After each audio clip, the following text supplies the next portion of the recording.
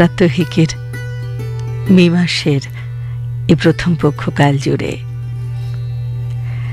আজকের প্রথম চিঠি লিখছেন অবনী কুমার ঘোষ, গ্রাম পাঁচরক্ষী, ডাকঘর অকালপৌষ, থানা কালনা, পূর্ব বর্ধমান থেকে।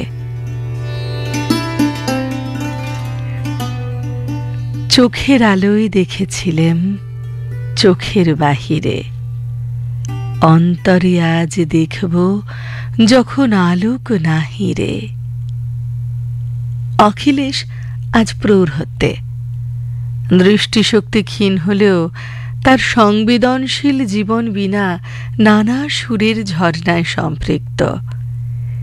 এই সুরেই সে পথ চলে, কথা কয়, হাসে, কাঁদে, আর শুনে ফেলে আসা জীবনের পদধ্বনি।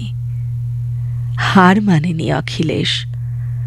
ব্রাহ্ম মুহূর্তে উঠে মনে মনে বলে, আবার জাগিনু আমি, রাত্রি হলো ক্ষয়, পাপড়ি মেলিল বিশ্ব, এই তো বিস্ময়।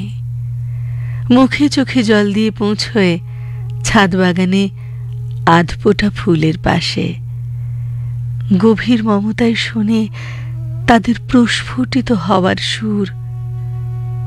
হালকা বাতাস গায়ে মেখে দিবাকরকে আহ্বান করে বলে, তমসো মা জ্যোতির্গময়া।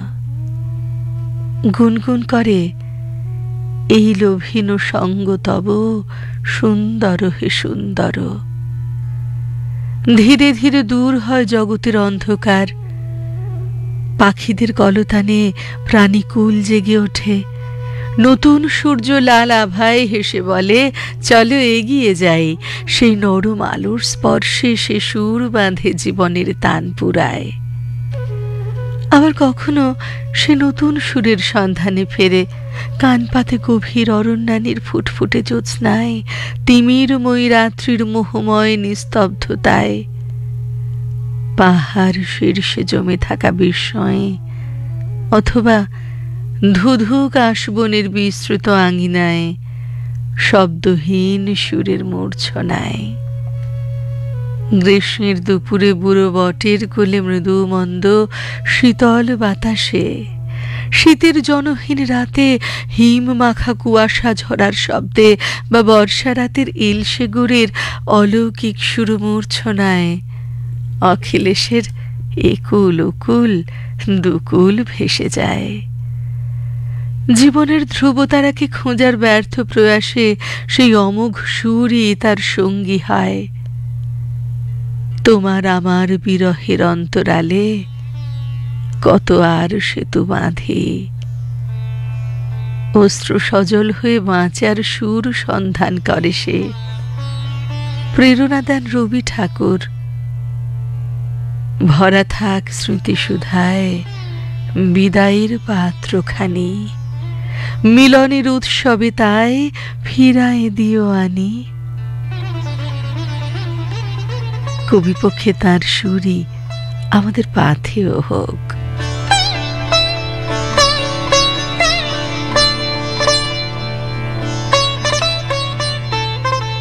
অবনী কুমার ঘোষ, গ্রাম পাঁচরক্ষী, ডাকঘর অকালপৌষ, কালনা, পূর্ব বর্ধমান থেকে লিখলেন এ চিঠি।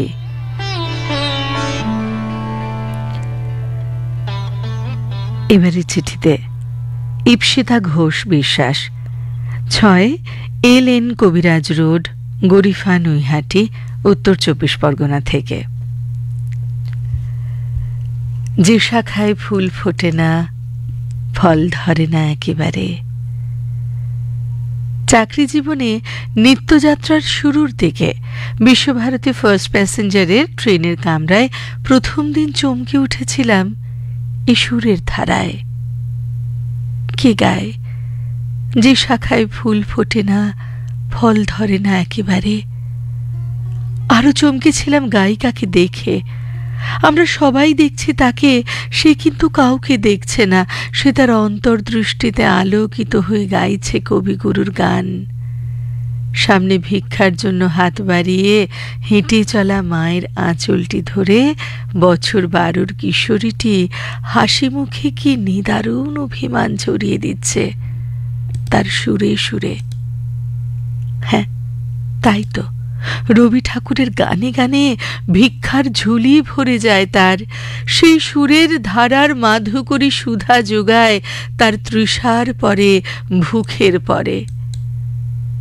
জন্ম থেকেই পৃথিবীর আলো দেখা হয়নি যার, তারও আকুল আকুতি ফুটে ওঠে কণ্ঠে তোমার ওই বাদল বাই দিক জাগায় সেই শাখারে। অভিমান নয়তো কি বলতো প্রাত্যহিকে?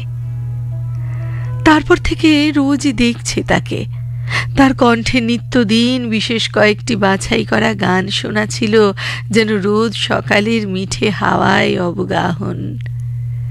ঋতু বুঝে সে গাইত ভিন্ন ভিন্ন গান।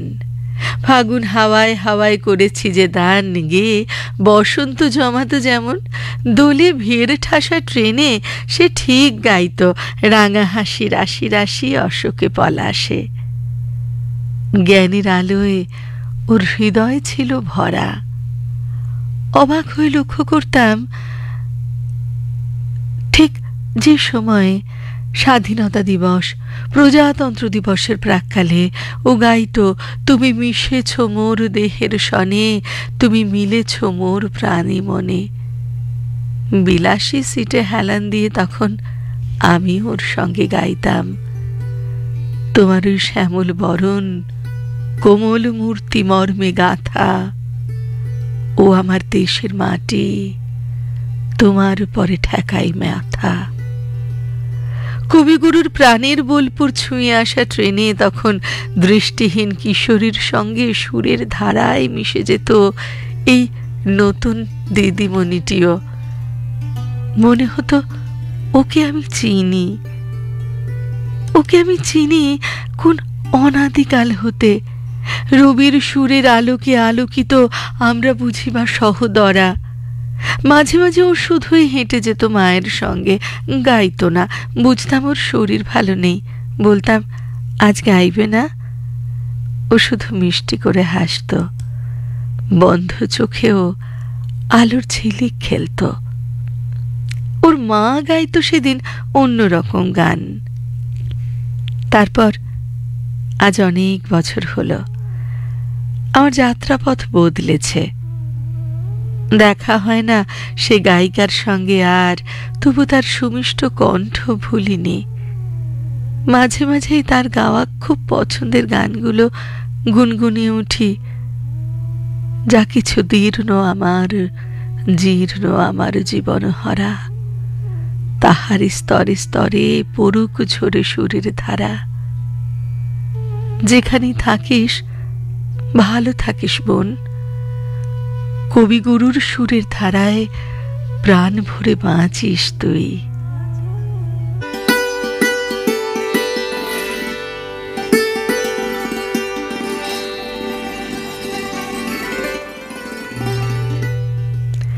সুরের ধারা ঝরে এ বিষয়ে এবারের চিঠি লিখছেন সত্যব্রত ঘোষ, খাগ বৈকুণ্ঠপুর, পাঁচাল, বাঁকুড়া থেকে।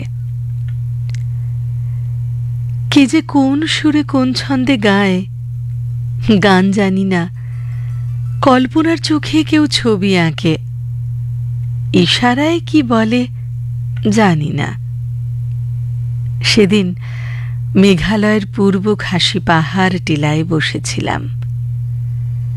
পাহাড়ের গায়ে ছড়িয়ে পড়া বিকেলের নরম রোদে 7 রঙের বিচ্ছুরণ, তাতে সুর আছে।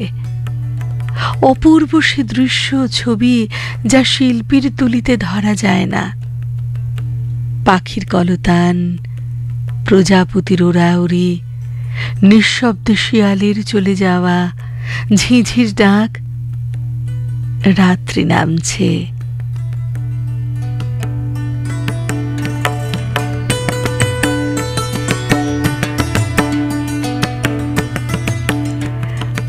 মেঘালয়। পরের দিন মেঘালয়ের এক গ্রাম ঘুরে মনে হয় এমন শান্ত নিরিবিলি গ্রাম ভারতে কোথাও আছে বলে মনে হয় না। ভাষা নেই, সুরেই কথা বলে ওরা। সে সুর ওদের চেনা। ওদের ভাষা নেই কেন? প্রশ্ন করলে বলে, আমাদের মায়েরা শিশুর জন্মের পর শিশুকে সুরে তালে ছন্দে গান শোনায়। সেই সুর থেকে শিশুর ছোট বড় মাঝারি নামকরণ হয়। সব শিশু সুর রপ্ত করে সবাই। মায়ের চেনা সুর, মায়ের চেনানো সে সুর ভোলে না। সেই সুরে আমাদের ভাব বিনিময়। ঘুরতে ঘুরতে সন্ধ্যা নামে, সেও এক নিঃশব্দ ধীর লয়ের সুরের ধারা। আমরা ঘুরে দেখি পাহাড়ি সৌন্দর্য। সেদিন পূর্ণিমার রাত্রি, পাহাড়ের গা বেয়ে নামছে জ্যোৎস্না ধারা, আর সে ধারা থেকে ঝরে পড়ছে অনবদ্য মাধুর্যের এক সুর লহরী। যে সুর সৃষ্টি বা ধ্বংস করা যায় না, সে সুরে ধরা আছে জীবন, যৌবন, সৌন্দর্য, সফলতার আশা, উজ্জ্বল ভবিষ্যতের জীবনের পরিকল্পনা। সুরের জগতে পাহাড়ি জনজীবন আনন্দ স্রোতে ভাসে। অনাবিল সে সুরের জগৎ। এই সুর আজও রূপময় রহস্যময় ছন্দে জীবনকে করে তোলে আলোকিত। এই সুর থেকে কবিতা, চিত্রকলা, সঙ্গীতের ধারা আজও আমাদের নন্দনবোধকে অনুপ্রাণিত করে। এক সপ্তাহ পরে পাহাড়কে প্রণাম জানিয়ে ফেরার সময় কিছু যুবক যুবতী শীষ দিচ্ছে। একজন দোভাষীকে প্রশ্ন করলে বলে, ওই শীষে ওরা বলতে চায়, সুস্বাগতম, সময় করে আবার আসবেন। সুরপিয়াসী প্রাত্যহিকী, তোমাকে সুরের ধারার গ্রামের হদিশ দিলাম। পারলে যেও, যেখানে বাতাসে সুরের ধারা ঝরে অবিরাম।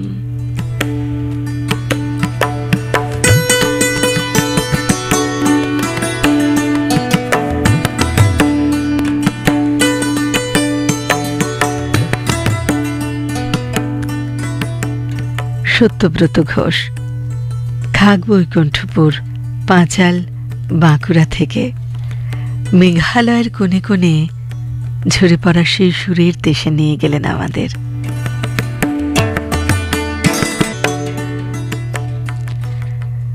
মঞ্জুশ্রী কর এবারের চিঠি লিখছেন 10 নম্বর বৈষ্ণব ঘাটা লেন, আম্রপালি গ্রিন, কলকাতা 47 থেকে।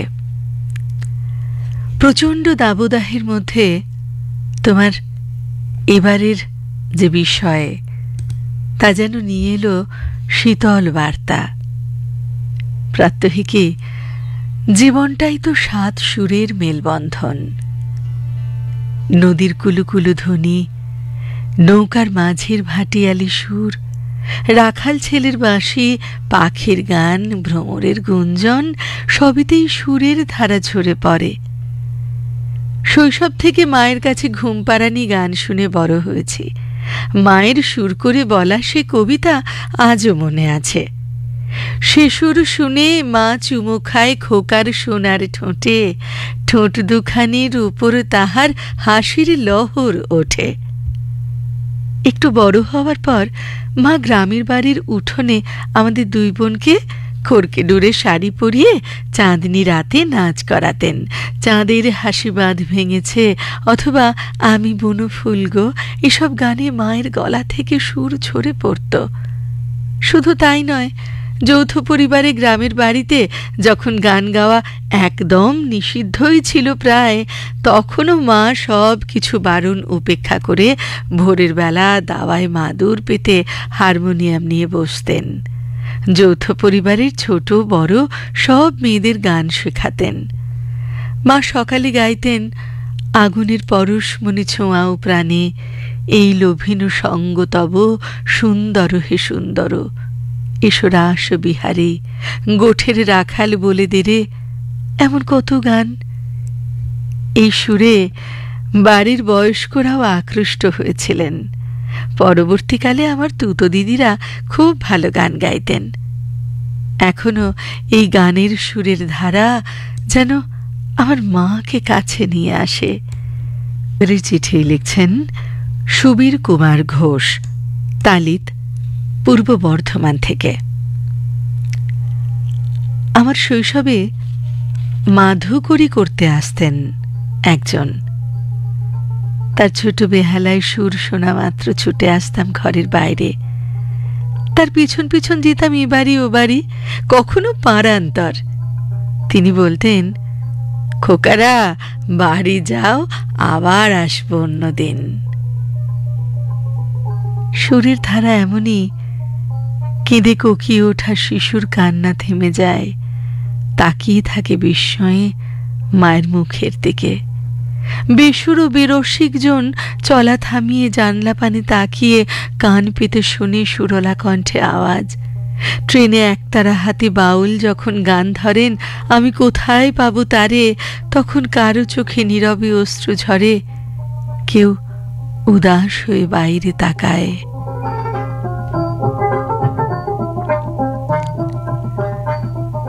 এখন তো মুমূর্ষজনে প্রাণ ফেরাতে অনবদ্য ভূমিকা গ্রহণ করছে মিউজিক থেরাপি।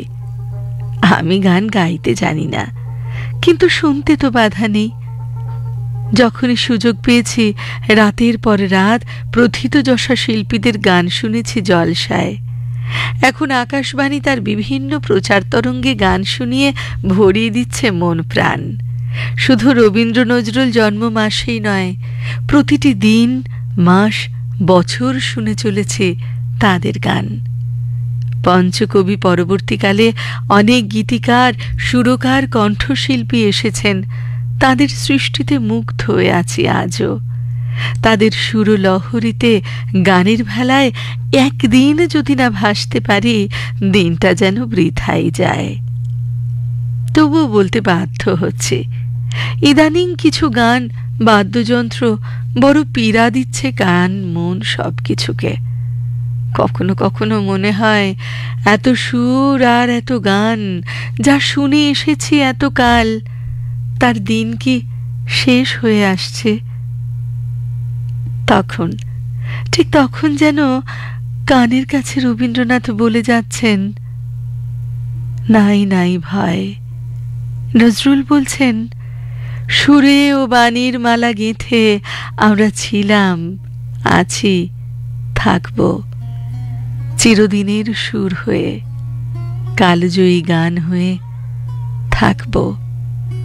যেন কবিগুরু অভয় দিচ্ছেন, আমার কিছু না থাক, আমার গান থাকবে, আর শ্রাবণের ধারার মতো তা ঝরে পড়বে তোমাদের সুখের পরে, দুঃখের পরে।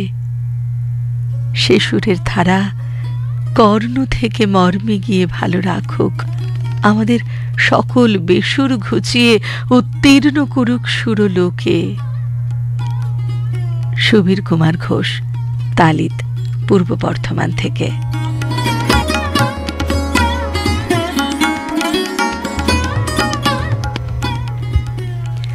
এবারের চিঠিতে আলোক সামন্ত, পাঁশকুড়া, পূর্ব মেদিনীপুর থেকে। রেডিও খুলতেই বেজে উঠল, আমার মাঝে তোমারই মায়া জাগালে তুমি কবি। এই সুরের ধারার সঙ্গে মনের আকাশে ভেসে উঠল কত কত ছবি। আমরা যখন স্কুলে পড়তাম, গরমকাল এলেই সকালে স্কুল হতো 6টা থেকে। স্কুলের সামনে রাস্তার পাশে ছিল এক বিশাল বকুল গাছ। টিফিন হলেই ছুটতাম বকুলতলায় ফুল কুড়োতে। পাশে চায়ের দোকানে রেডিও থেকে ভেসে আসতো, এখন রবীন্দ্রসঙ্গীত শোনাচ্ছেন। তারপর শিল্পীর কণ্ঠ থেকে ঝরে পড়ত সুরের ধারা। রবীন্দ্র গানের সঙ্গে আমার প্রথম পরিচয় সেই তখনই। আরেকটু বড় হয়ে হাতে পেলাম গীতবিতান। 9ম শ্রেণী থেকে 10ম শ্রেণীতে প্রথম হওয়ার পুরস্কার স্বরূপ একটু একটু করে পড়ে ফেললাম। যে গানগুলো রেডিওতে শুনতাম সেগুলো বারবার পড়তাম। মনে হতো প্রাণীর মাঝে যে সুর বাজে তোমার গানে সকলই আছে। তারপর একটি স্কুলে চাকরি পেলাম। এরপর আমার যোগ দেওয়ার বেশ কিছুদিন পরে সেখানে এলেন এক সহকর্মী। প্রথম থেকেই বেশ ভাব জমে গেল। খুব ভালো রবীন্দ্রসঙ্গীত গাইতেন তিনি। আমি করতাম ভালো আবৃত্তি। স্কুলের মাঠে সবুজ ঘাসের উপর টুপটুপ করে ঝরত কৃষ্ণচূড়া, রাধাচূড়া, জারুল। ডালের ফাঁক গলে নেমে আসা চাঁদের আলো গায়ে মেখে আমরা মেতে উঠতাম রবীন্দ্রসঙ্গীত আর কবিতার ছন্দে, অবগাহন করতাম সুরের ঝর্ণা ধারায়।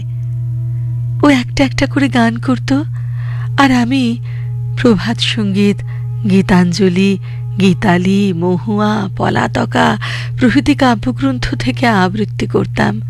কখনো হাওয়ায় দোলা সবুজ ধান ক্ষেতের ঢেউয়ের তালে তালে গেয়ে যেতাম রবীন্দ্রসঙ্গীত। কখনো সুরের ধারা আমাদের এমনি ভাসিয়ে নিয়ে যেত, ভুলে যেতাম সন্ধে নেমে গেছে। তখন গেয়ে উঠতাম, রাত্রি এসে যেথায় মেশে দিনের পারাবারে। কেটে গেল 20টা বছর। অবসর নিলাম। বৈশাখ এলেই সেই সব কবিতার ছন্দ, গানের সুর হৃদয়তন্ত্রীতে ঝংকার তোলে। আমি নির্জনতার সঙ্গী হয়ে আলো দেখায়, ভাসিয়ে নিয়ে যায় আনন্দ সাগরে। জীবনে কত কিছুই না আমরা হারাই, ফুরোয় মুহূর্ত, ছেড়ে যায় মানুষ। কিন্তু আছেন রবীন্দ্রনাথ, তার গান সুর হয়ে ঝরে নির্ভরতার আশ্রয়। তোমার গানের নৌকো থেকে সুরের ধারা পড়ুক ঝরে, আনন্দ রাগ উঠুক বেজে বিশ্ববাসীর হৃদয় পুরে।